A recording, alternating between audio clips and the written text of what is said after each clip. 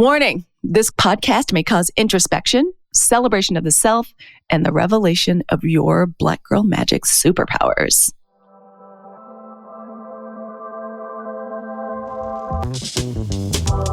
We firmly believe that Black women are not only magical, but we are as invaluable and powerful as vibranium. Our podcast is dedicated to empowering Black and brown women to embrace the transformative power of astrology and tarot.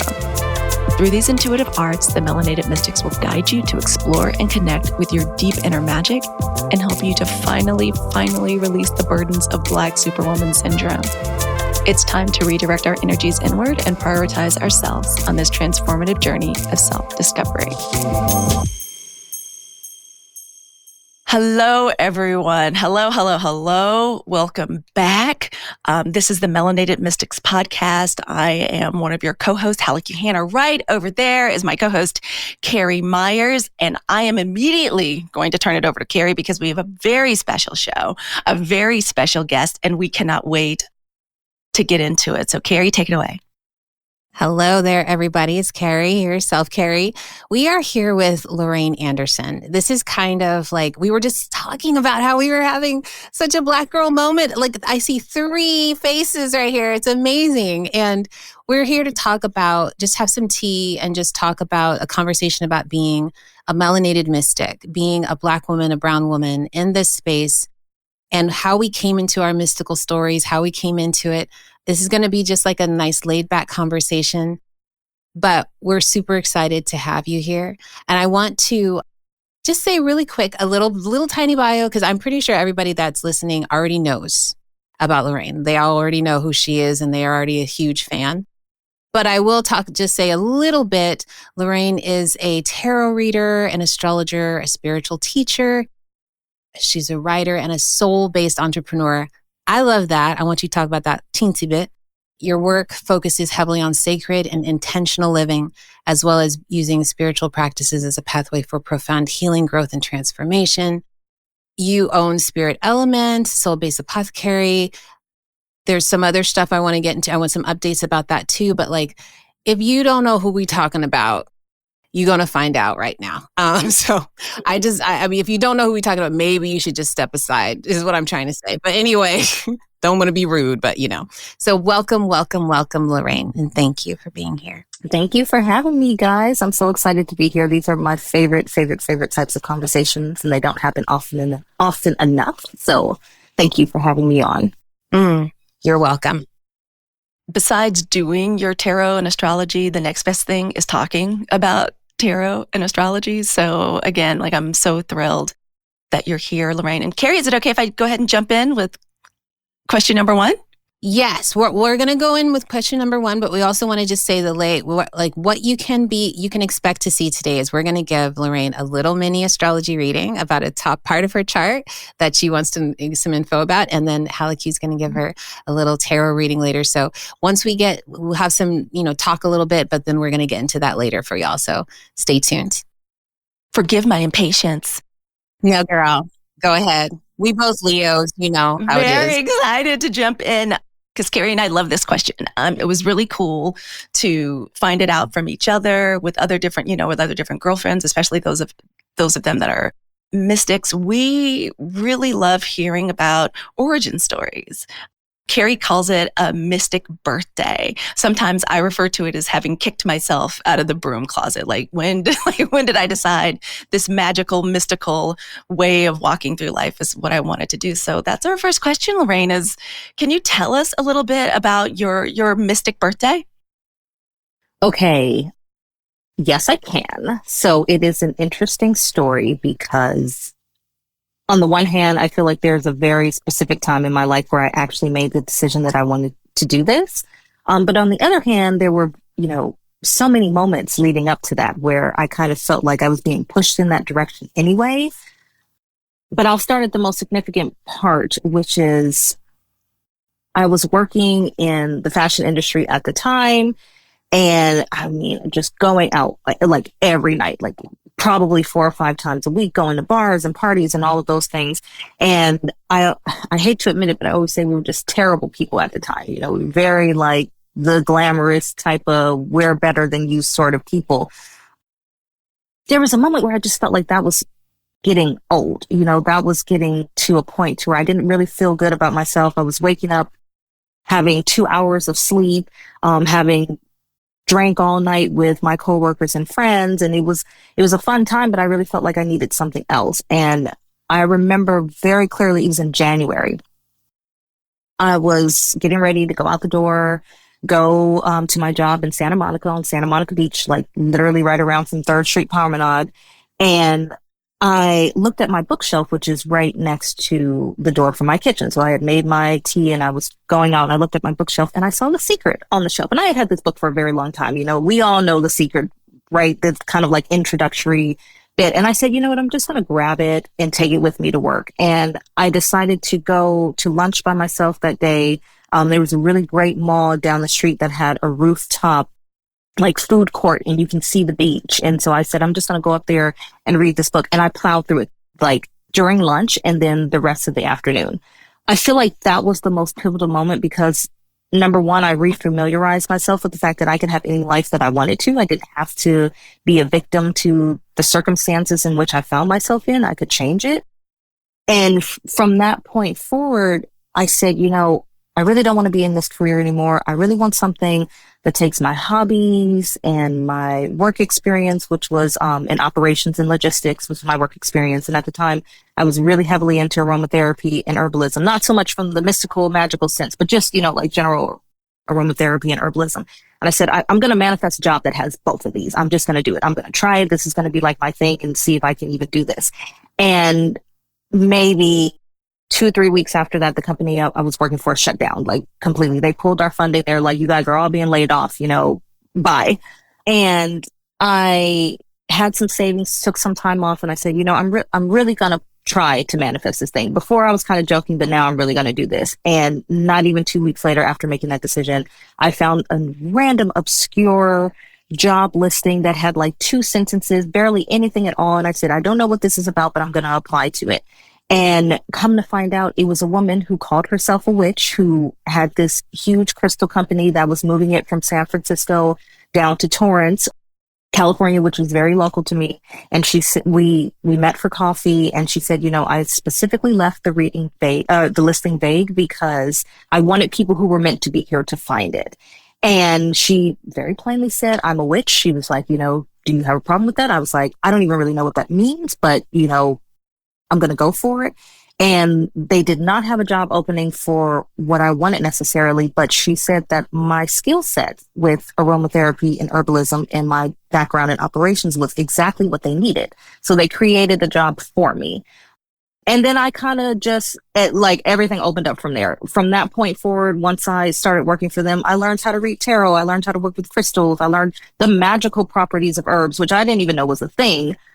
And I kind of just literally immersed myself in this world. And when I started on day one, I would say that was my birthday. So sometime in June 14th, I believe, I said, yeah, I'm going to do this. I don't know how I ended up here, but I'm going to do this. And I love it. And I felt like I had found my home, and here we are some 10 years later. And I am still very much involved and getting deeper into it every day. So that's my mystical birthday. Can you imagine a job, so you decide you're going to manifest this different life, and then a job happens where you, as a benefit, you get to pick up all these spiritual practices. That is so wonderful. The miracles can happen, y'all. So just please believe, because you can make the miracles happen. It is remarkable, right? Even when I tell the story now, sometimes I almost can't believe it. And I think when I think about it, the main takeaways that I would share with everyone is that, number one, if you want to do something, believe that you can, because everything starts with belief.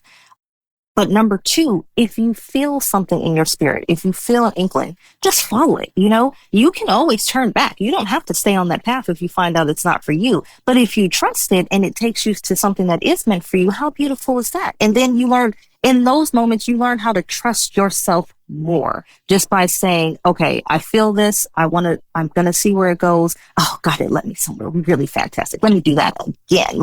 I think that's the most beautiful high in life you're ever going to find. It's just that sense of trust and belief in yourself and how far that can get you. No, I'm just letting that sit for a second because I'm like, and my thoughts around this, and Carrie, tell me what you think. For some of us, it's sometimes it's therapy, and even with therapy, it's rare. But that beautiful intersection of like taking care of your health, your wellness, your mental health, and mysticism, our discovery of that. I love the way you describe it. I call it like sometimes like pulling the thread. Like you see something like just keep pulling, like keep following, like see where it goes. And sometimes I wonder if that's one of the only ways we are able to learn to trust ourselves. Like our spirituality is a way to not only be artistic, creative, like get this wonderful feeling of solidity, a foundation, something we can always turn to. Nature is always there. But that's one of the few ways that we can learn to trust ourselves. I just love that. So thank you for letting us have a moment to sit with that because it's beautiful. Yeah, of course. We could just end the podcast now. You're welcome, everyone. Bye, everybody. I was just like, okay. I'm sorry. Go ahead, Lorraine. I think you really touched on something, and I think it speaks to what this whole podcast is about, right? Being a melanated mystic. In the sense, people of color really, we don't have the same ability to trust ourselves that traditionally white people have. You know, we don't have the same ability to believe that we're worthy of things because of generations of social conditioning telling us that we are not worthy, that we are subhuman. And so I think the most powerful thing that a person of color can ever do for themselves is learn to trust and believe in themselves, because we have to break the cycle of this feeling that we're not worthy, that we can't follow things, or that because traditionally this isn't something a person of color would do, that, you know, we can't step into that role. And frankly, I think that is bullshit, because most of the mystical practices that we talk about are indigenous in origin. You know, they don't belong to the Caucasian culture. And it's not that we can't share practices, but I feel like in learning to trust yourself, we're really just realigning with who we were all along. We're really just reclaiming our right to have what was already ours and was taken from us. So I think it's really important, if as a mystic, really as any person, regardless of what you do, whether you're a mystic or you're a lawyer in Hoboken, you have to trust and believe in yourself, and you have to follow where your soul is telling you to go. It would never tell you to go to the wrong place if you're really listening. If you're really in tune with your soul, it will always get you where you need to go. Okay, I'm just gonna leave it there, because otherwise then we won't get to any other questions. So all I could think right now is I'm so blessed. I'm so happy. I can't believe I get to sit here on a Saturday morning and discuss these things with women that I admire and respect. So anyway, I'm just all over with tinkles here. Lorraine, I'm so glad that we brought this up. I'm so glad that Halleck brought up feeling blessed and feeling excited to be able to have these conversations with other women of color in these open spaces. This is something we were not able to do before. And to have our, voices suppressed, or it's always in secret. It's always like it's not in mixed company, but we can do this now. But I'm also really glad, Lorraine, that you brought up this understanding of having our voices or our belief in ourself had to be squashed, basically. And now I believe that it was actually trained out of us to believe in ourselves. And it was almost like the same thing with labor. It's kind of like, you can have this body but you gotta work for me. Okay. You can have this magic, but it's gotta be used for my purposes. You can have these babies, but they gotta come work for me too. So it's like, this is something that there's a reclamation that's happening here, is what I'm trying to say. And so I'm really glad that you brought that up, because it is an experience that is specific to melanated mystics, not to every mystic. And I want us to have more conversations about this and what this is like. And so after you said this lovely, amazing story that I was literally just like, you know what, we're done. We don't have to do the rest of the podcast because that story was enough. I want you to talk a little bit about your sole purpose for being a mystic and who it is that you want to impact, because I think there does come a time when we come into our gifts and we use them for ourselves, but then we also start to go, okay, so who else needs a little bit of this? Like who else do I care about that I want to see really grow from this? And so what do you think that's two questions, but what do you think is your sole purpose for being mystic, and who do you want to impact in the future? In terms of soul purpose, it's actually really quite funny. I have asked this question of various tarot decks over the years, for years and years now. And more often than not, I always get the devil card. And at first that used to really scare me. I used to get so worked up about it. But as I sat with it and I started to really think about what that meant, to me, it represented breaking away from oppression, breaking away from outside influences that we believe are in control of our lives, and really taking that control back and saying, no, I can do XYZ. I can, whatever it is, I can lose weight. I can make more money. I can start a career. I can go find love. I can do these things without it being detrimental to me. And then going from that and adding layers to that, I started thinking about how that reflected in my own life, and how really, as we were talking about my spiritual birthday, the start of that was me taking back control of my own life. And I think that it's so important as a mystic. It's like, yes, we do all the rituals and we buy all the fun things, and that's wonderful. But at the end of the day, you are your own magical tool, and you are the most important project you will ever work on in your entire life. And the only way that you're going to do that is by saying, I have the ability to control myself. I do not have to give in to things that are tempting, but are not in my best interest. I do not have to stay friends with people who talk shit about me behind my back. I do not have to stay in a job that doesn't support me. Like, I can take steps to change these things, and I can use spirituality and mysticism along the way. I also think part of my purpose is teaching people that, in my perspective, everyone is a mystic. In my perspective, everyone is spiritual. You are not spiritual. A spiritual practice is not something that's external to you. It is you. You are your practice. When you look at it from that perspective, we tend to look at spiritual things and romanticize them, and look at things as like, oh, these are things that I do that are fun on the weekend. But it's like, if you have breath in your lungs, then you are a spiritual practice. You are a living spiritual practice. And just being in alignment with yourself is more important than whether or not you pulled a tarot card this morning, or whether or not you have your whole birth chart memorized. I think it's just important to be as authentic to yourself as possible. I really want to drive that home for people. If you get in alignment with yourself, if you love yourself, if you follow your passions, if you follow your gifts, if you say kind words to yourself instead of low, difficult things, then things will change for you. They will change for you. I have been in some of the darkest points of my life, and I have made a conscious decision to say, I'm not going to stay here. And then things change. I know it sounds pretty in a novel notion, but it's like, I have been there. I am living proof that you can do this. And I really believe that. So I feel like that's the biggest part of my purpose. And if I can add one more thing, actually, I told my therapist this also, who is a lovely lady. Tamala Floyd is absolutely fantastic. And she is a mystic as well. So that's brilliant. But I told her that I exist in the in-between spaces. I have never been this or that. I am And I think that everybody needs to understand that you don't have to be just one thing. We are human beings, and that means we're complex, and we have layers. And it's not about trying to make the layers compete. It's about trying to figure out where they're similar and how they get along, and how you can use that to create a personal story that is unlike anybody else's personal story, because nobody else has these complex layers. And I think it's really important for people to melt themselves down so that they can reboil themselves into something else and become something completely unique. I mean, that really is the definition of alchemy, is taking one substance and turning it into something else. We don't need a stone to do that. You are the stone. Let your spirit be the stone. You just alchemize yourself. The spirit, the dance that I am doing in my spirit. This is an audio medium, so and y'all will be able to see some of it. We don't usually put the entire podcast on, like the video on, but I just wanted to express how happy this conversation is making me, and what I keep hearing to myself, and I'm sure I wasn't the first person to say it, but as you say that, the sentence that I keep seeing, and I'm going to make sure I repeat this often, is, especially when I'm talking about the magician, is that you are the altar.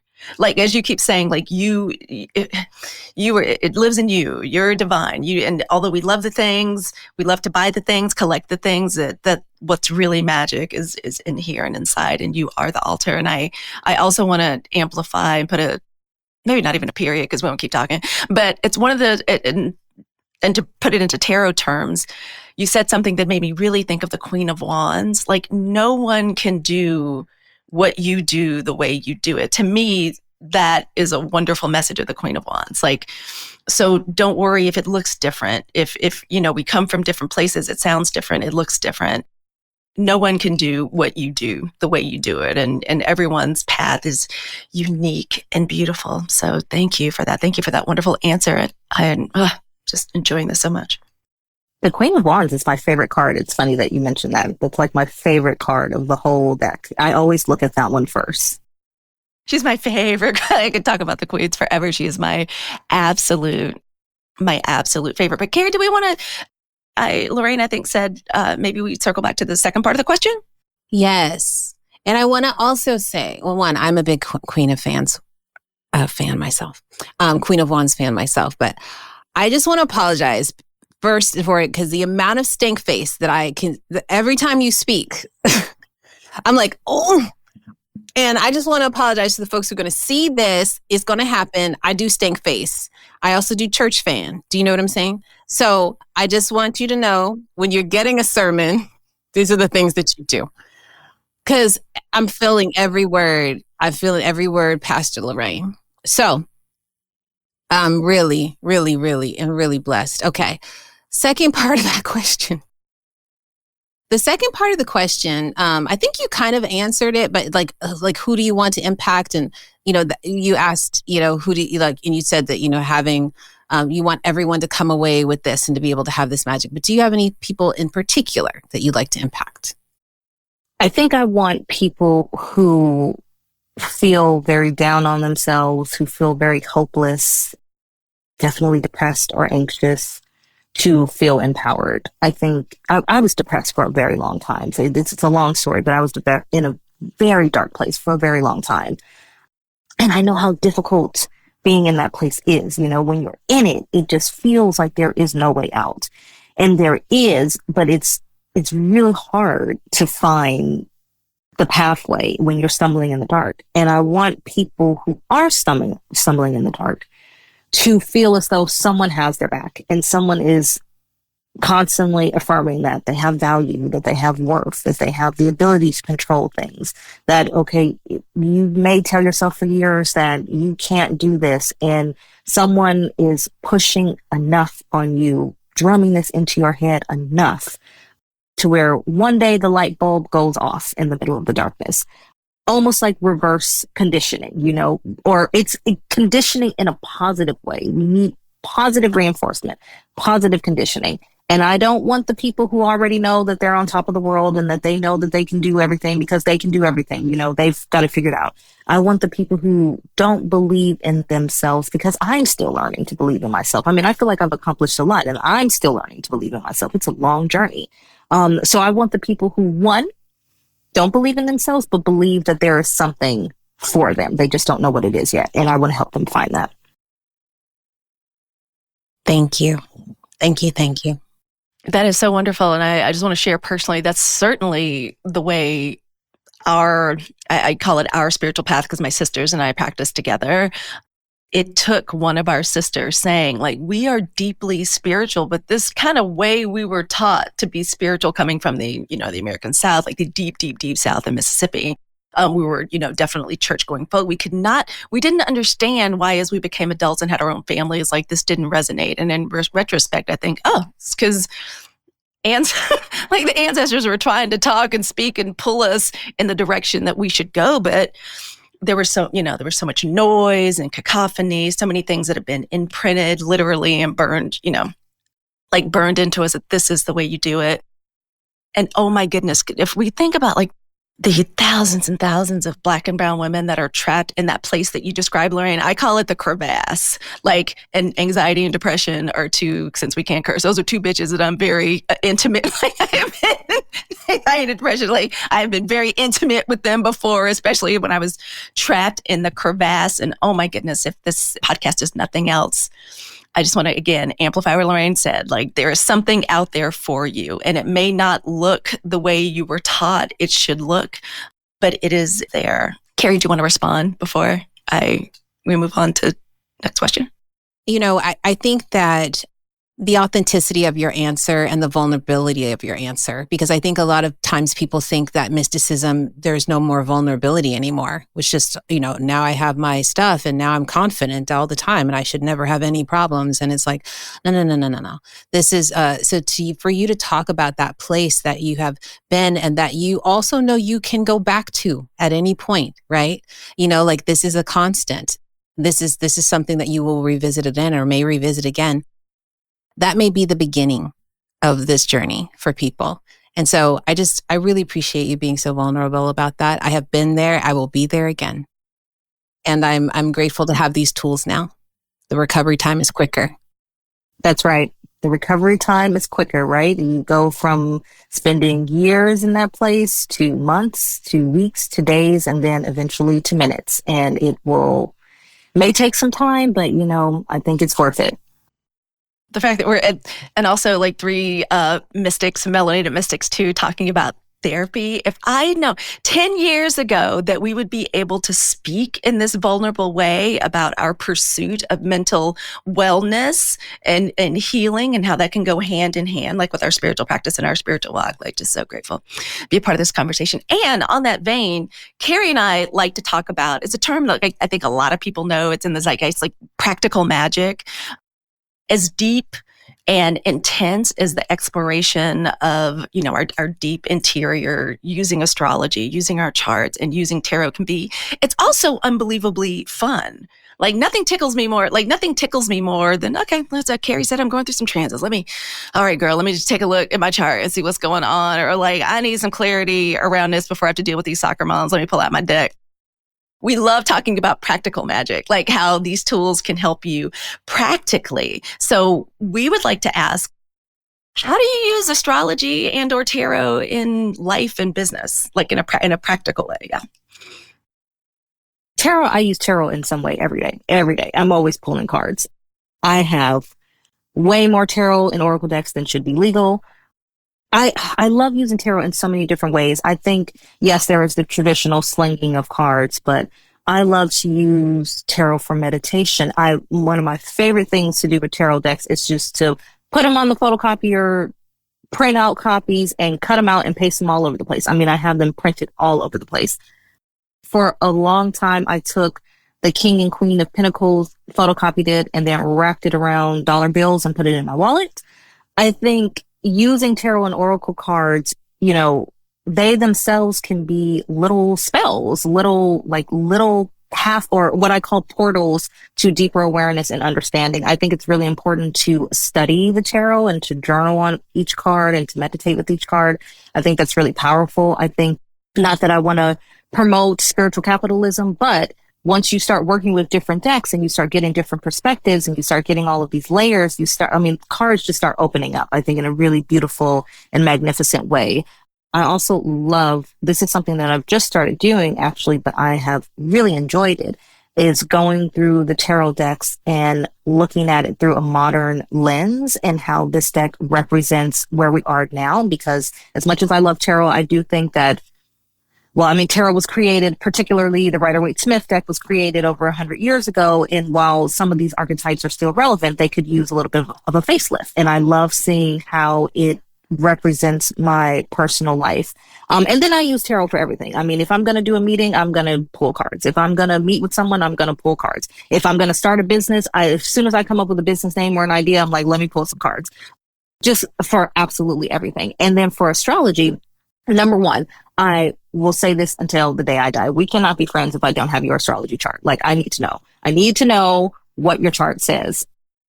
Not in the sense that, there's anything bad, but I used to be like people who would say, oh, Leos are just so this, and that, or Geminis are so this, and that. And it's because I didn't really understand astrology at the time. But then once I really started looking at chart dynamics and how, Leo's gifts are supposed to present in the world, it's like, okay, that makes sense. Maybe this person is in their shadow version of Leo, but I understand where this is coming from. And I think it made me much more compassionate and just much more patient with people. And then in terms of personally for myself, when I'm going through something, like if I have a strong emotion or if I feel like I'm stuck or if I feel like I don't know what I'm supposed to be doing with my life, I'll look at my birth chart. I keep a screenshot of it on my phone. and I'll look at my aspects, or I'll look at my placements, or I'll look at my houses or something. And I'll say, oh, okay, this is what's happening. This is your Mars and Aries coming out right now, girl. You need to chill just a little bit. Just look at it and recognize what's going on. And I think it helps me to understand myself on a much deeper level. It also kind of speaks to what I was talking about earlier, in the sense that humans are very complex, right? We have different layers, and I'm not always going to be the Sun and Scorpio Lorraine. Sometimes I'm not. Sometimes I'm the Jupiter and Gemini Lorraine, or sometimes I'm like the Moon in the second house Lorraine. I'm a different person, different parts of the day. And I think that really astrology gave me permission to be the different versions of myself without feeling like I'm doing anything wrong. And to talk about therapy, the type of therapy that I do is called internal family systems. And part of the reason why I love it is because I believe it is very similar to astrology. I mean, the terminology might be very different, but really it is exactly the same, working with these various parts. And sometimes parts need to be healed. Sometimes parts are very healthy and really help you. They're all pieces of a much bigger whole. And once you understand one piece, you have a much bigger understanding of the whole together. Seeing the forest through the trees and all that. So yeah, that's my long-winded answer of saying I use tarot and astrology for absolutely everything. And good for you. Did everybody hear that? Like everybody heard it. Like, when you can't get a friend on the phone, when you can't get your sisters on the phone, when you need help, advice, or just to explore, I love that you said that, different parts of yourself, and permission to do that. Your deck is your decks are your best friends. Like, they truly are your best friends. They help you expand. They keep your secrets. Like, all of these things. Anyway, that's so wonderful. I'm so happy to hear that, and glad to know I'm not alone. Girl, I have a feeling, honestly, people think I'm crazy on the street. Like, Hala Q is my go-to. She's my tarot. She's my girl, right? And I have been learning tarot through her and our interactions and our podcast and just our friendship and our connection. And now I carry a little deck, a deck with me all the time. And I swear I look like a crazy person, because me and the deck, I'll be like, oh, really? Oh, okay. And then I'm just like, okay, I guess I'm having my whole conversation. People are just like, she's talking to her deck. She's literally talking to a deck. But it's like that. It does feel like your friend. It does feel like your source. It does feel like I'm not alone in this. I know what's up. I just go to my little deck, So I love that you talked about, and I also love, because astrology is my heart.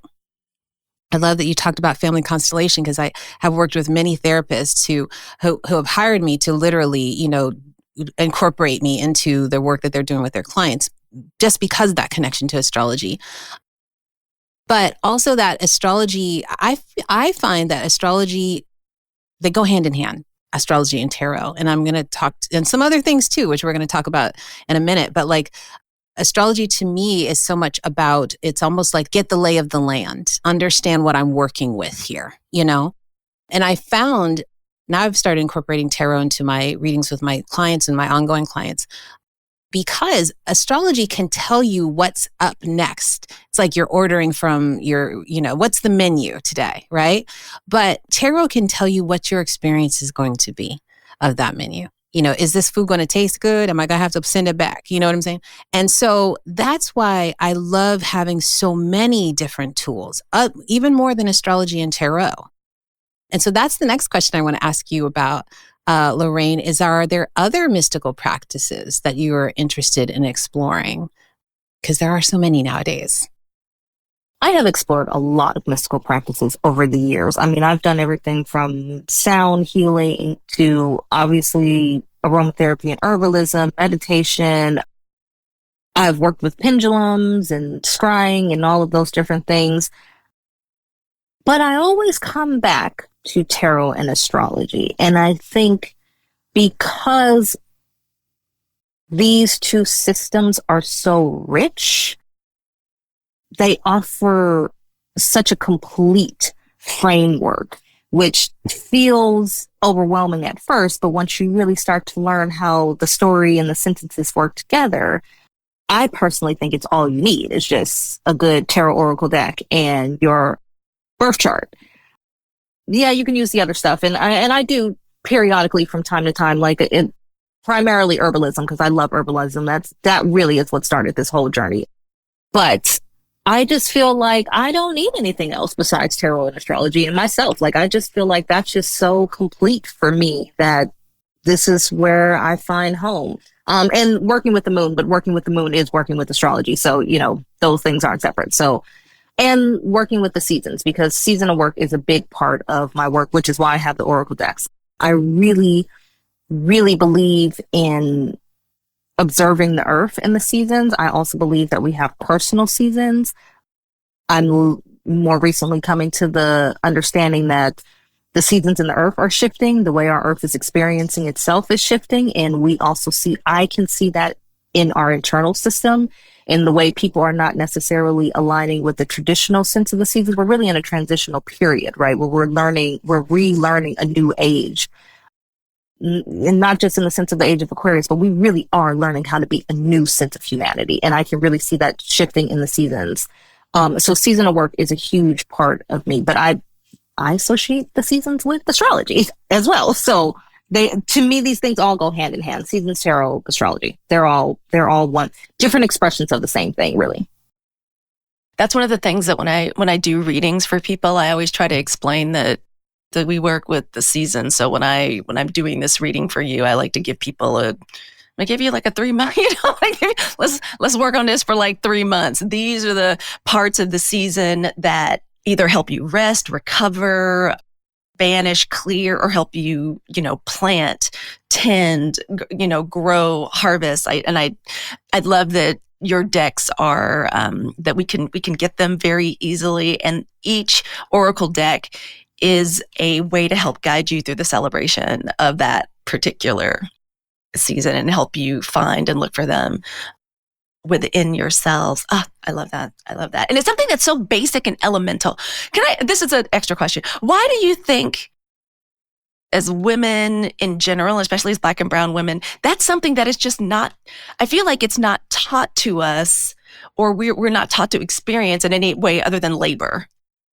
Do you have a feeling, or from your own personal experience, Lorraine, like why as human beings we aren't taught that, during this, like why we're not more closely connected? Why sometimes as adults, grown adults, we have to be completely redirected, back to the most simple thing, the earth beneath our feet and the planets and the stars and the skies above us?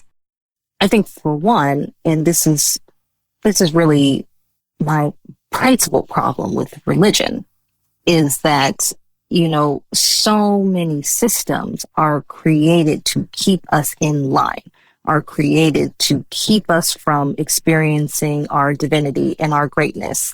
And once you start working with the seasons in the sense that has nothing to do with labor, like you said, that has nothing to do with farming or any of that, you start realizing that you're a part of a much bigger tapestry, and that tapestry is glorious. There's so much that's available to you. You can look at a tree and get the sense of what it means to be abundant, just having that vision of fullness and lushness.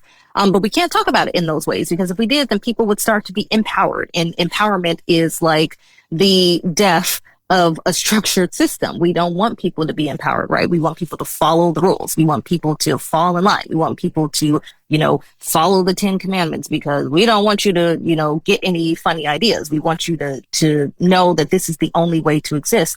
And I think labor is so often glued together with survival, like you have to work hard if you're going to survive.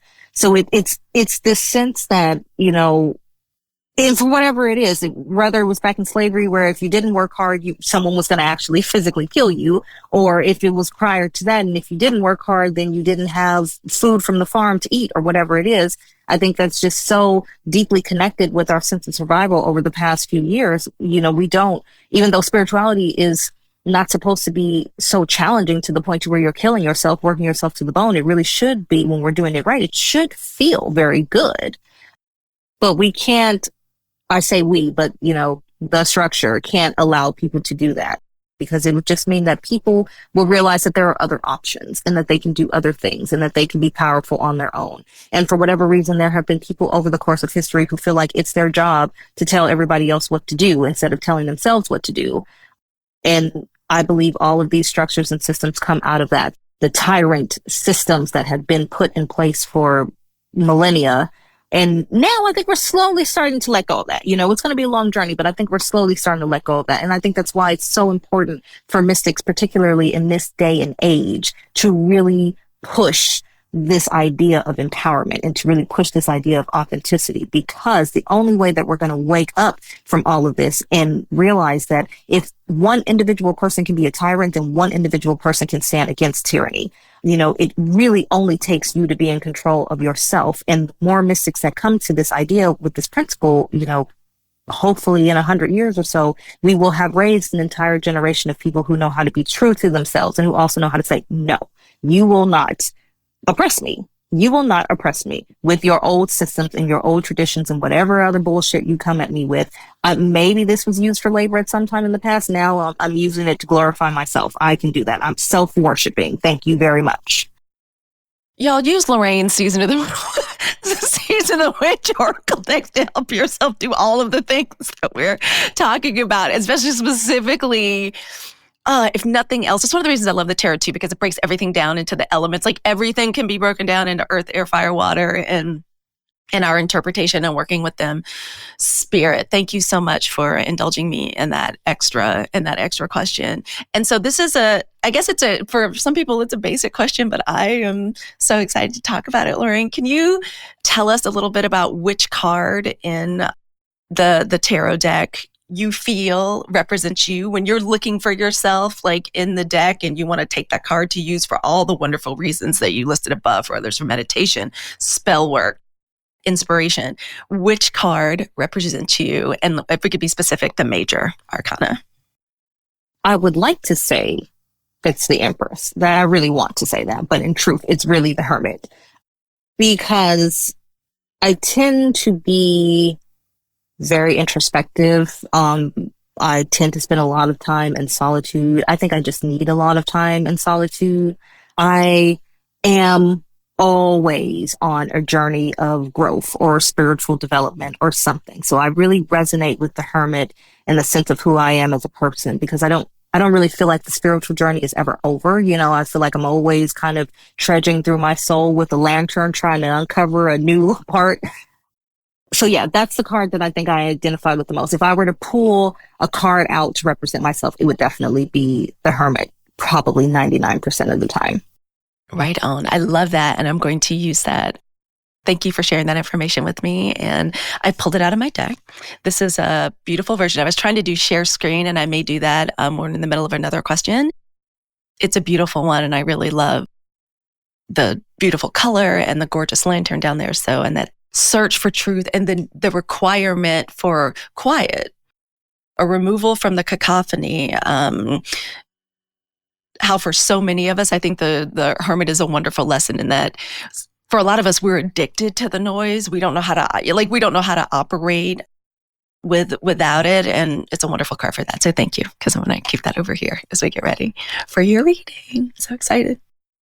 I'm really excited to hear about this, the Hermit, or your connection to the Hermit as well, because I do think that people think that, they don't like it when they see it, like, oh, that means I'm going to go away and I'm not going to, and it's like, no, that means you're going to go fine. Yeah, that's what I'm saying. Like, and also I love the fact that when we are a hermit, don't you notice that when you're a hermit, people are more interested in you? It's like when you out there and then they're, it's like when you're a hermit, they can't see your social media. They don't know what's going on. You're in there. It's like they know something's coming up with you, and we are all interconnected beings. But I think the Hermit is also like the bat signal. It's almost like a bat signal. This person is changing. This person is growing. This person is becoming, and other people get excited, like, oh, what's going on over there? So I actually feel like the Hermit is such a call to self and a call back to the collective. Like it's almost a bat signal to the collective. See me now, come see me, come look at me now, So that's the way I love it. But I'm not an expert. I'm learning. Okay. I'm learning from Halakyu. It's so funny you say that, Carrie. I tell people in readings, I'm like, because I always ask people's, the big three. And I'm like, no, I need to let you know now. I work with an amazing astrologer, so I respect astrology so much. But I'm not an astrologer. But I need to understand astrology to be an amazing tarot reader. I was like, so that's why I ask you, so I tell people, I was like, that's why I ask you these questions. And likewise, Carrie said earlier that I teach her tarot.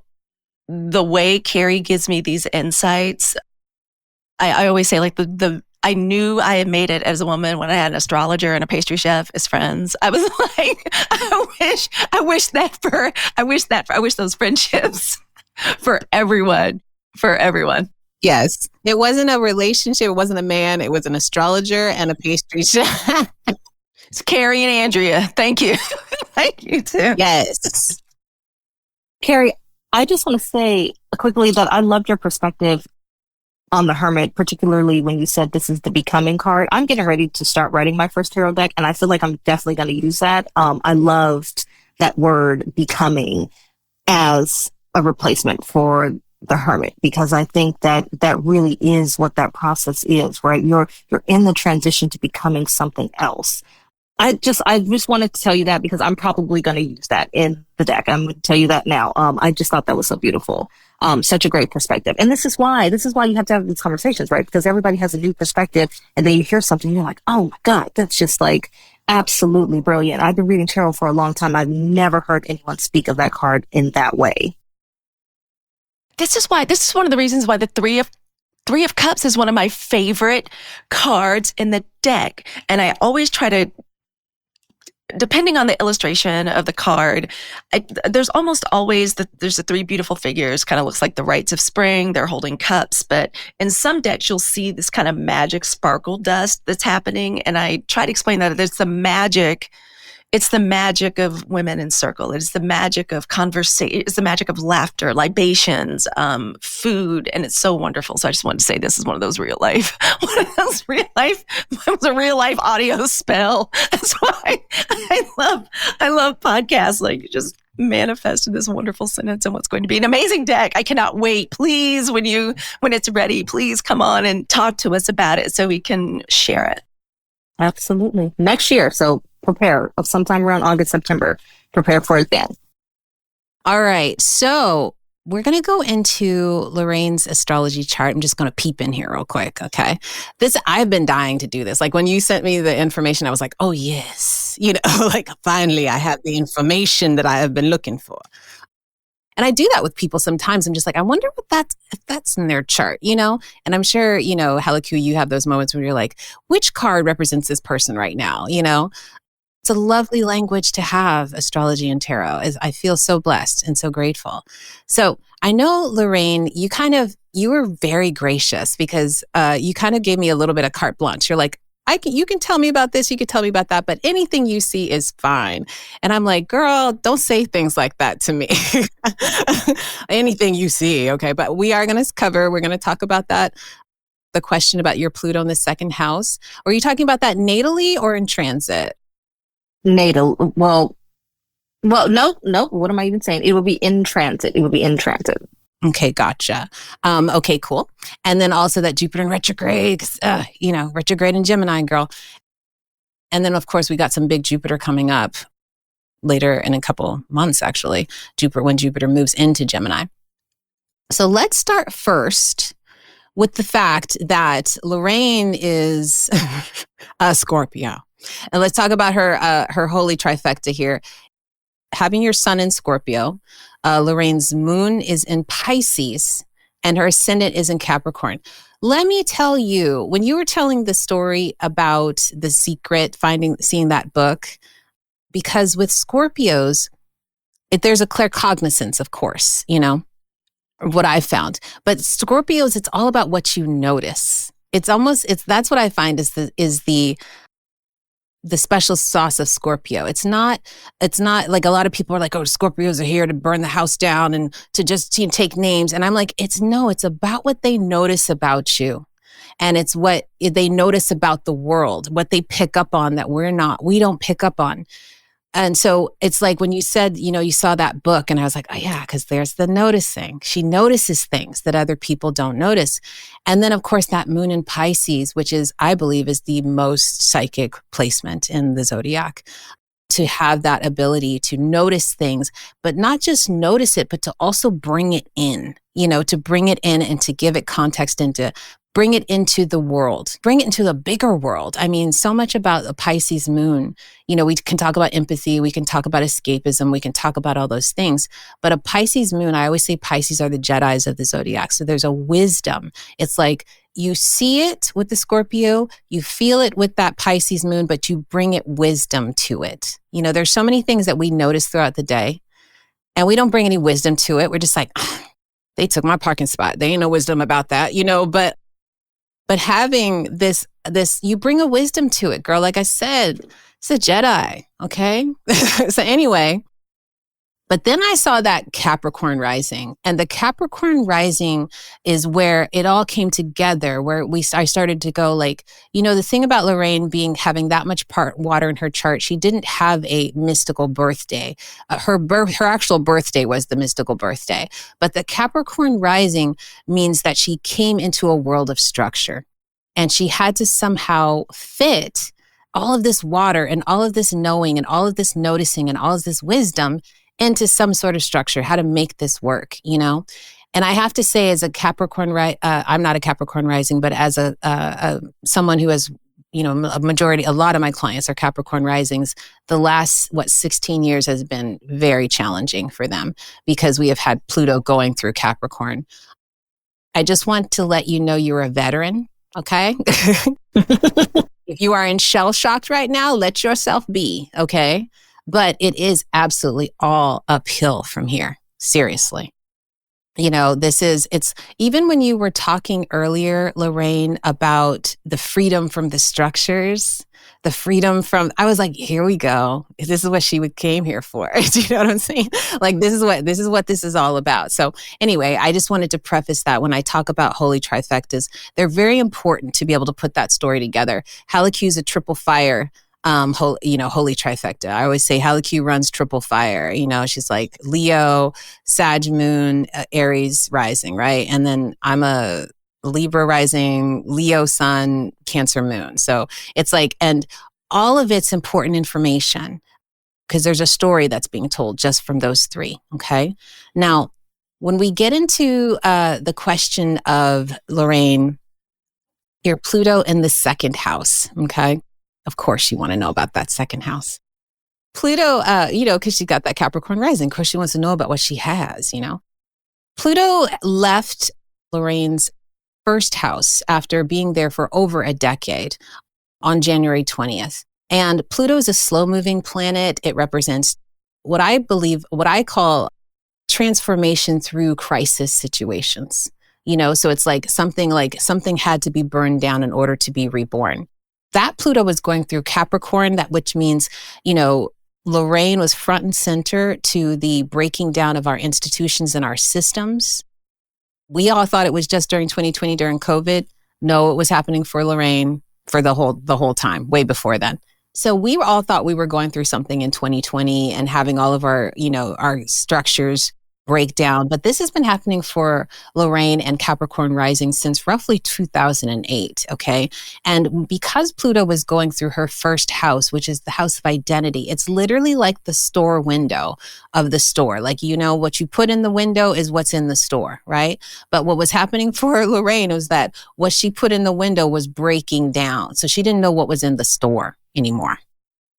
I really want people to understand what this has been like for Capricorns and Capricorn risings.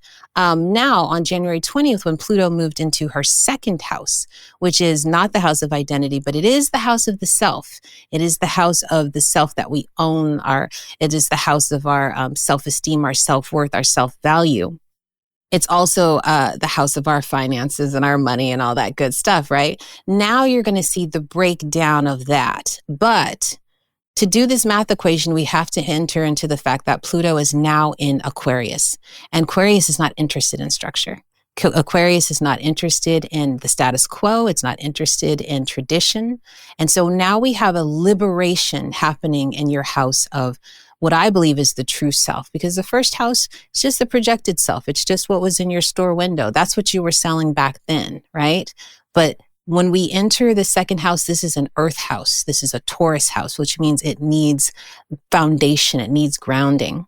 Now, you can't get into a Pluto transit without taking a look at the natal Pluto, okay?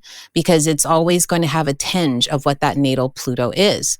Lorraine's natal Pluto is in the sign of Scorpio, and it is in the 11th house of her friends, her community, but also her rewards. Remember when I was saying, for Lorraine, it's all uphill from here, because her natal Pluto is in the house of rewards. There's nothing left there. It's all shine is what I'm trying to say. I feel like some hip hop artist has a song like that. Okay. So having that Pluto in the 11th house, which is the house of transcendence, the house of rewards, and now having that move through, yes, your finances are going to go up, girl. If that's what you wanted to know, okay?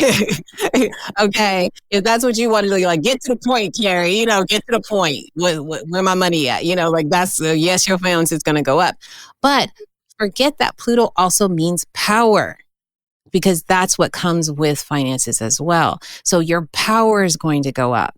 Wherever we have Pluto natally is where power was taken from us in the very beginning, and where we spend our life getting it back, okay? So here you've got Pluto and your original power coming from your friends, your community, or your original loss of power coming from that area. However we perceive that to be, right? Because it's all our own perception and how we went through that. Well, here we have you coming into power in your wealth and finances, coming into power. You had to come into power with your identity for the last, over a decade. And now you're coming into power with your wealth, your finances, your confidence, your worth, your self-value, all of it. And it's happening during the age of Aquarius when what? Although none of those structures matter anymore. I keep telling people, people keep asking about the US elections and what's going to happen. And I said, you seem to think we're going to have a government at that time, we can't make predictions, about what, and I'm gonna just be real about it. If I can be real for a minute, whatever happens, do you think any of these people are going to follow these rules? You cannot have a government. There's no rules. If nobody's following it, then what the hell? You know what I'm saying? So we're literally talking about the breakdown of an entire government. It does not matter what's happening right now. Talk to me 3 months from now. Talk to me 3 months before. Okay. Because you seem to think we're going to have a government. We're not. Okay. But anyway, so all of your power is coming from letting go of those structures, letting go of the older self, the self that you brought up. Okay. And basically stepping into all this power of this new age. Now, this is going to be sort of like back burner for the next 20 years. So this is going to be like I mean, of course you're going to have some transits, and of course Pluto's going to go back into Capricorn for a couple months this year. But really after that, girl, it ain't gonna be no problems, I was just like, talk to me when you got some transits or whatever. But for real, it's over. Okay. Now, in the Jupiter retrograde in Gemini, this is such an interesting thing. I talk to people all the time about Jupiter retrogrades or retrogrades in period, right?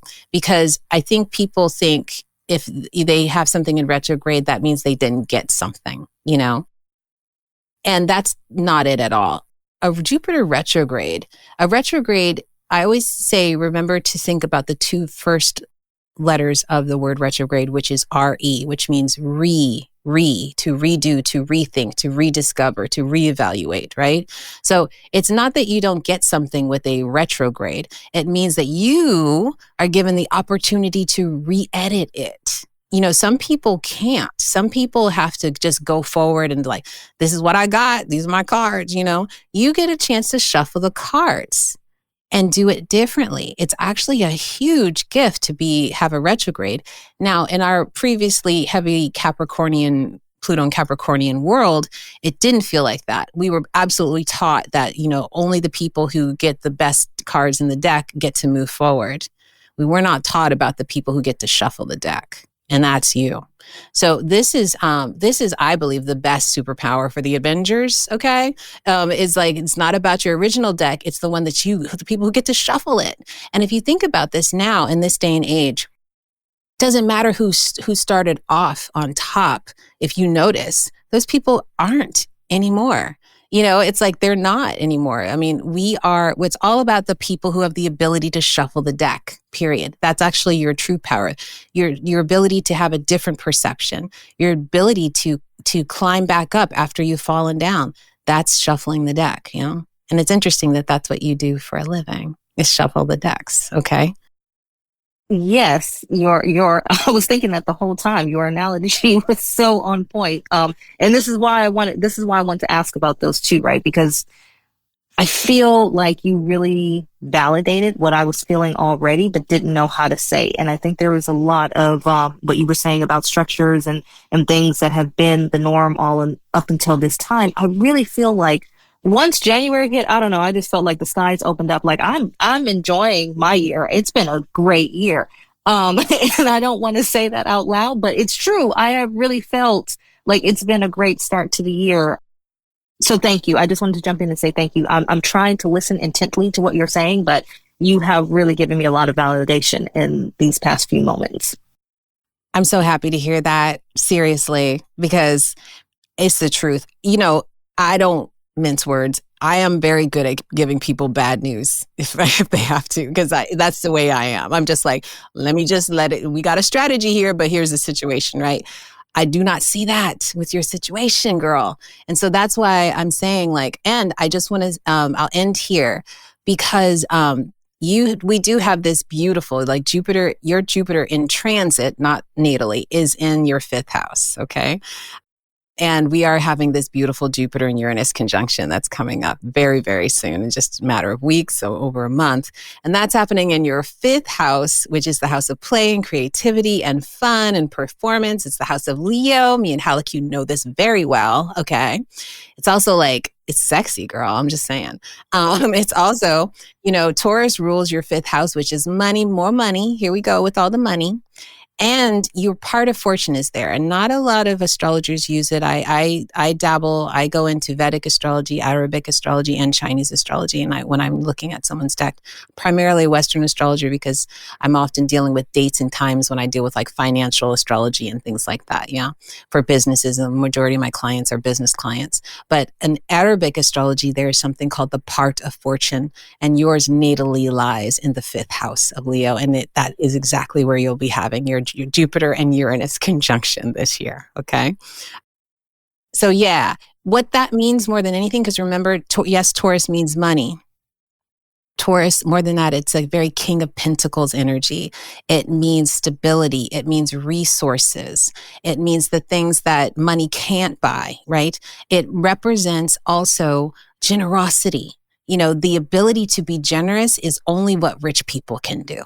Do you know what I'm saying? It's so there's this special gift that comes along with that. I can now be generous, which means my heart can open up even further. And there are more gifts that come with that.